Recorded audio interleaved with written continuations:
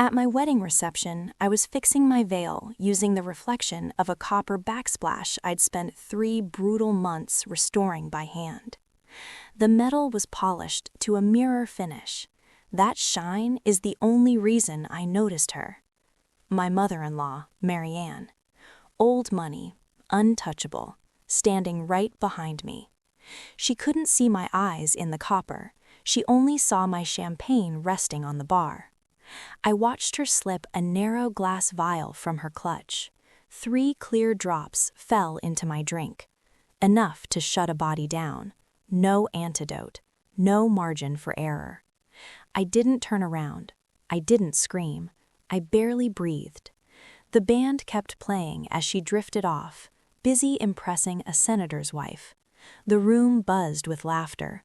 My heartbeat stayed slow and measured. Then, with hands steadier than they'd ever been in my life, I calmly reached out and switched our glasses.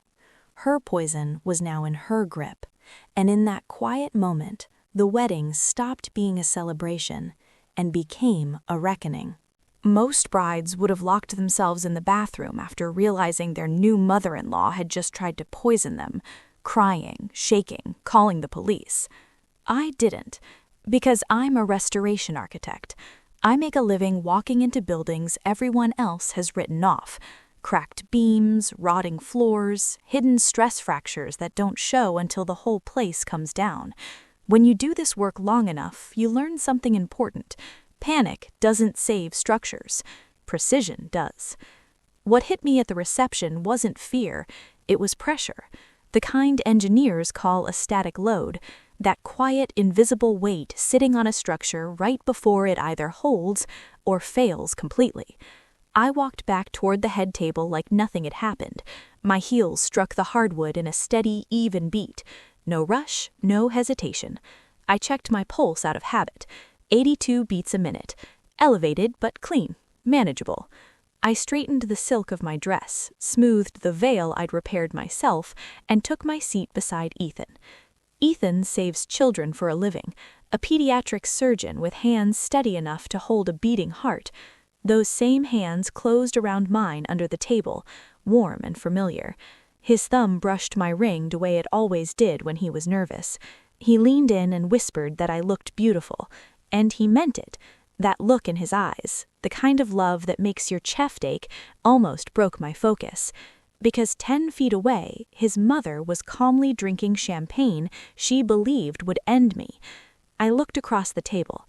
Marianne sat perfectly upright, silver gown flawless, posture practiced. She was laughing with my parents, charming them effortlessly, playing the role she'd perfected over decades. Generous, refined, untouchable. Anyone watching would have seen a gracious matriarch celebrating her son's happiness. Then her eyes met mine, cold, flat, calculating. The smile didn't reach them. She lifted her glass, my glass, in a slow, deliberate toast. Not to us, to victory. The kind of smile that says the game is already over and you just don't know it yet. She thought she had designed this moment, thought I was temporary, replaceable, something to be bought off or erased quietly, a problem solvable with money or chemicals. I reached for my water instead. My hand didn't shake. I took one slow sip. The cold grounded me, cleared my head. Across from me, Marianne took another confident swallow of champagne. She'd spent 2 years trying to push me out, mocking my work, calling it messy, offering me 6 figures to disappear. She believed pressure always breaks things eventually. What she forgot is this. Restoration architects don't fear collapse.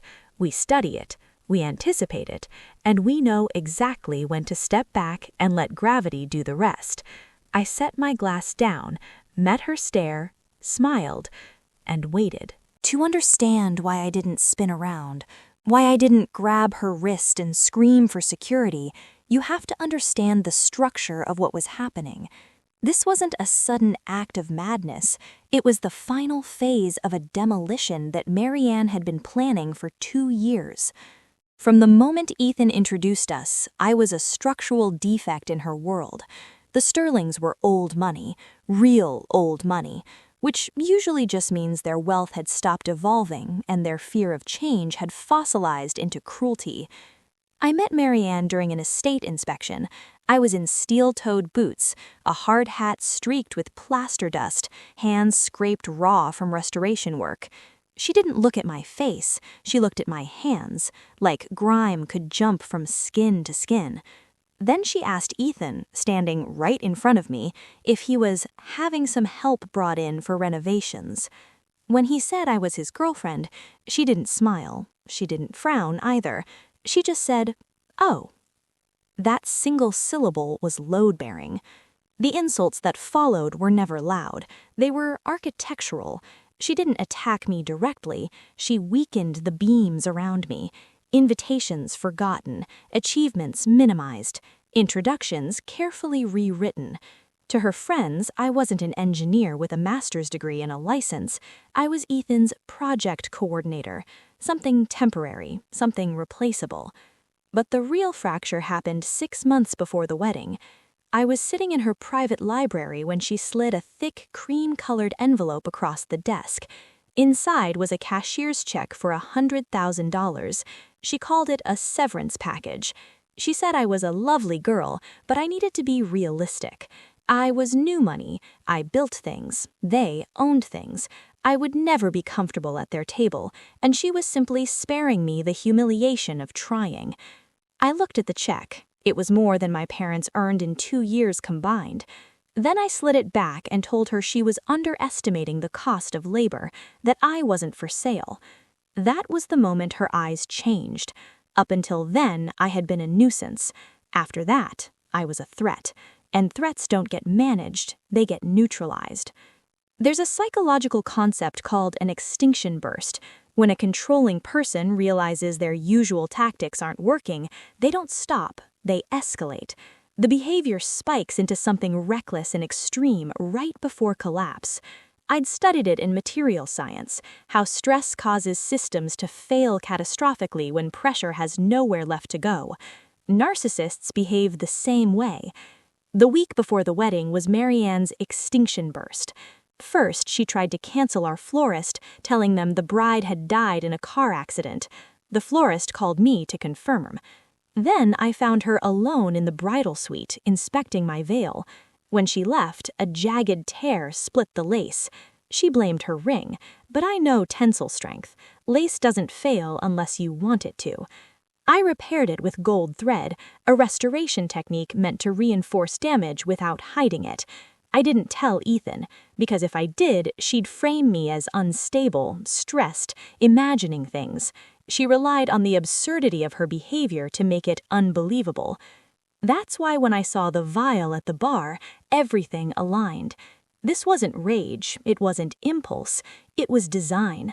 She couldn't stop the wedding, so she decided to poison the memory of it. And I decided to let her finish what she started. The reception hall was loud with applause as Ethan finished his speech. He was flawless, self-effacing, warm, the kind of man people trusted instantly. When he sat back down, he kissed my cheek and whispered that marrying me was the smartest decision he'd ever made. The irony nearly made me laugh. Then the room quieted.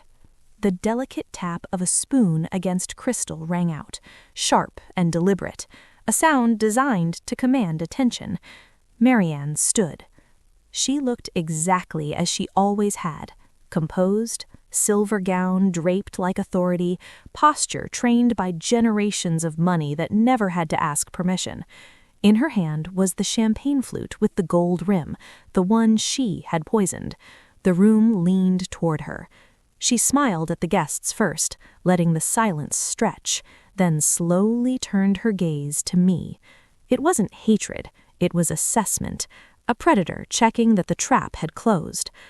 "Marriage," she began, her voice polished smooth by finishing schools and charity galas, "is about partnership, about knowing who you are and where you come from."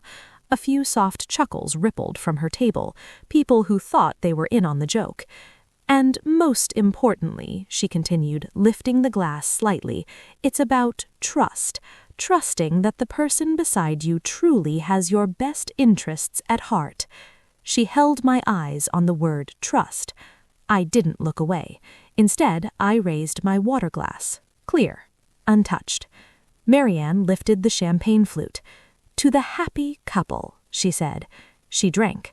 I watched the liquid disappear in measured swallows. 1, 2, all of it. She set the empty glass down with a satisfied nod and turned to my father, launching into a conversation about golf as if she hadn't just detonated a bomb. For a moment, nothing happened. 60 seconds passed, then another. I kept my hands folded in my lap, counting the seconds like a metronome. 2 minutes, 30 seconds. At 2 minutes and 40 seconds, the structure began to fail. Marianne stopped speaking mid-sentence. She blinked hard, fingers pressing against her throat. The color drained from her face, leaving a gray sheen beneath the foundation she never left home with. She tried to stand. Gravity disagreed. Her knees buckled. She grabbed the tablecloth for balance, dragging an arrangement of lilies down with her. The crash echoed through the room, followed by a sound that silenced the quartet completely. It wasn't elegant. It was violent. Marianne retched, a raw animal sound tearing out of her as she vomited across silk runners, fine china, and the front of her custom gown. The smell hit instantly, acidic, inescapable. 200 guests watched as 60 years of cultivated perfection collapsed onto hardwood floors. "Mom!" Ethan shouted, already moving. She looked up at him, eyes unfocused, mouth slack. I don't feel—" her words slurred into nothing as she fell sideways into the mess she'd created. The room exploded into chaos. People screamed, chairs scraped, phones came out. I stayed seated 1 second longer, long enough to register the symmetry of it all. It was ugly. It was humiliating. It was exactly what she'd ordered for me. Then I stood. In emergencies, most people freeze. I didn't. I told the DJ to cut the music. I directed the coordinator to clear a path. Ethan was already on the floor, his medical training snapping into place, checking vitals, shouting instructions through the noise. The paramedics arrived in under 5 minutes. As they lifted Marianne onto the stretcher, her beaded clutch slid from her lap and hit the floor. The clasp snapped open, lipstick rolled, a compact skidded, and between them, plain as daylight, an empty glass vial. Ethan saw it. He froze. But the vial wasn't the worst part. Next to it lay a folded square of heavy cream stationery. I picked it up. I already knew whose handwriting it was. I unfolded the paper slowly, careful not to crease it.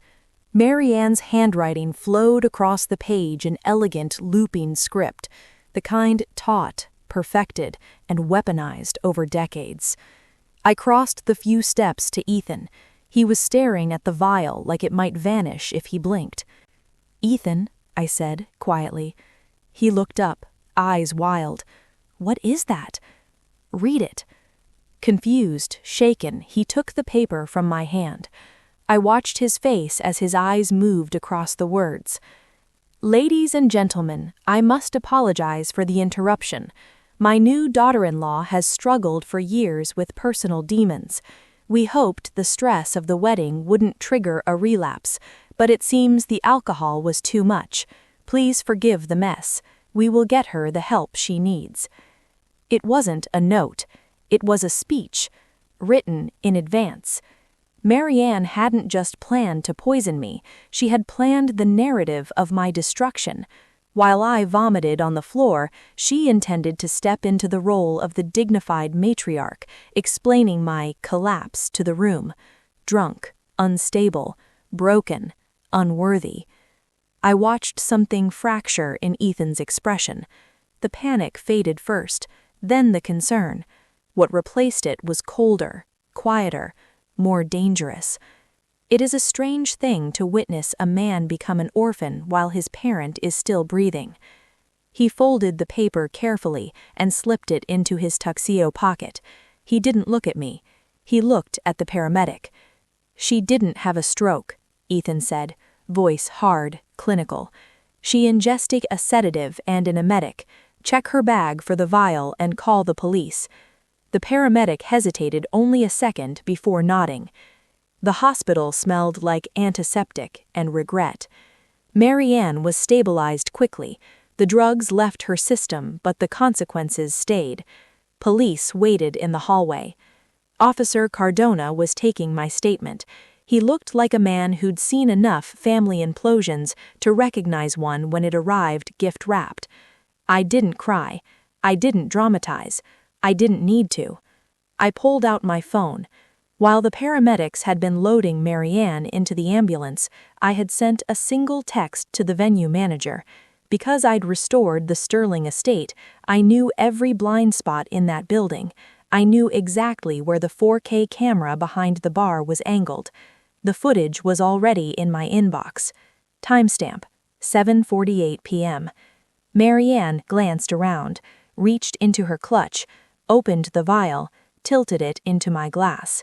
High-definition proof of a felony. Officer Cardona exhaled slowly. That's intent. Ethan stepped out of Marianne's room. He looked 10 years older than he had that morning.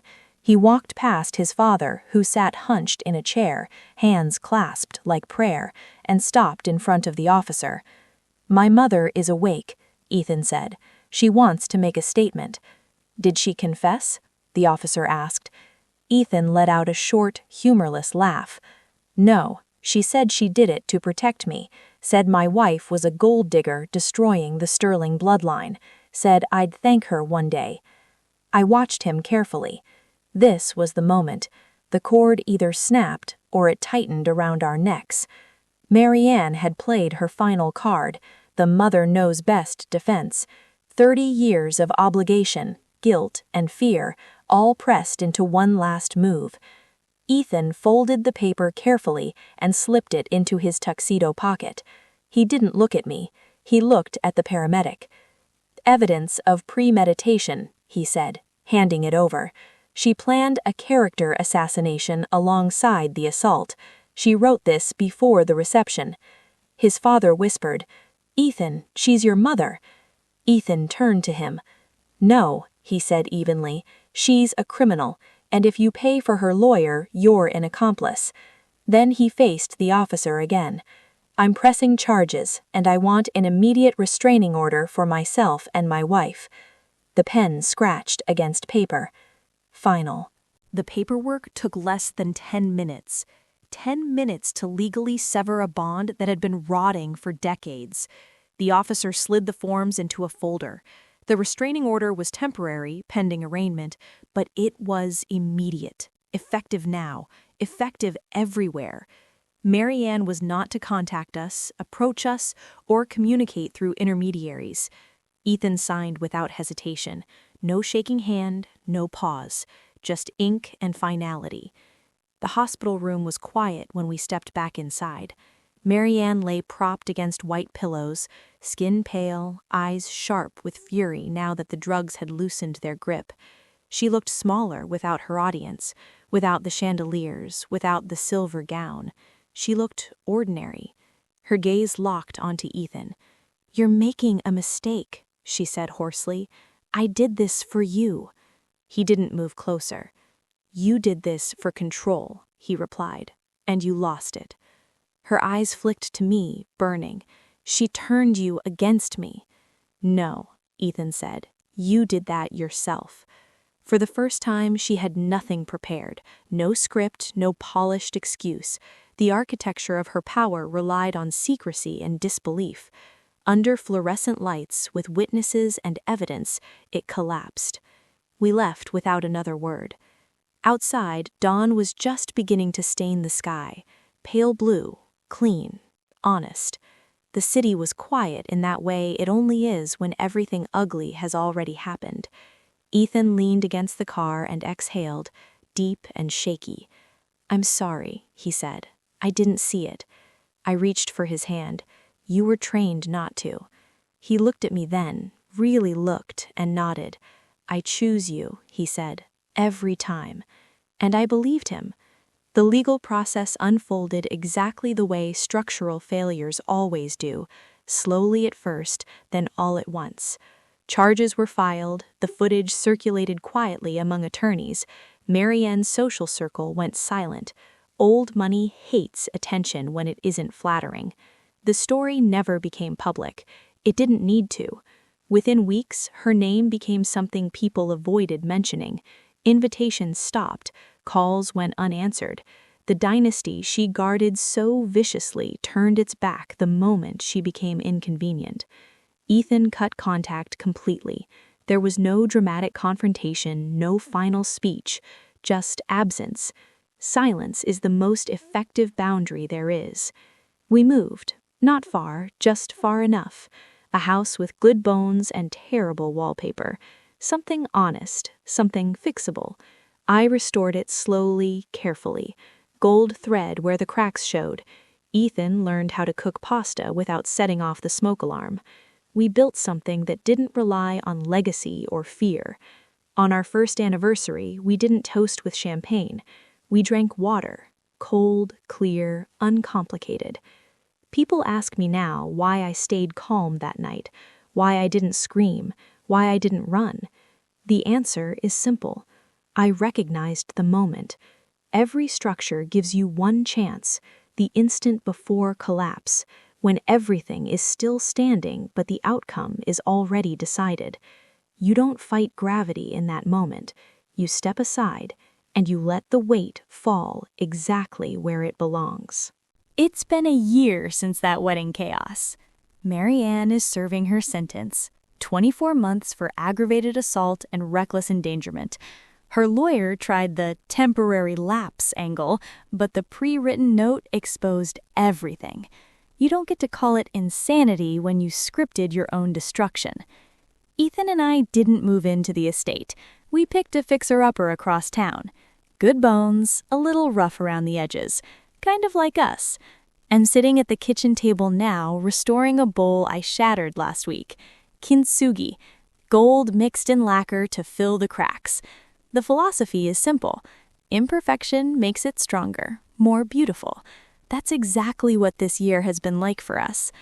Marianne tried to break us. She tried to find every weak point, every seam, and hammer it until we collapsed. But she miscalculated. When we watched the police lead her away, Ethan and I didn't crumble, we fused. We built something better from the chaos. The gold in the cracks, that's our love, our trust, our victory. Imperfect, jagged, unbreakable. If you've ever had a toxic relative or someone trying to sabotage your life, hit that like button. Share this story. Let your friends know that no matter how messy it gets, you can come out stronger. And drop a comment. What's the wildest or pettiest thing a relative has ever tried at a wedding you attended? Or, if you had to kintsugi a moment in your life, which memory would you fill with gold to make it stronger? Let's start a conversation. Let's show that breaking points aren't the end. They're the start of something stronger, brighter, and completely yours.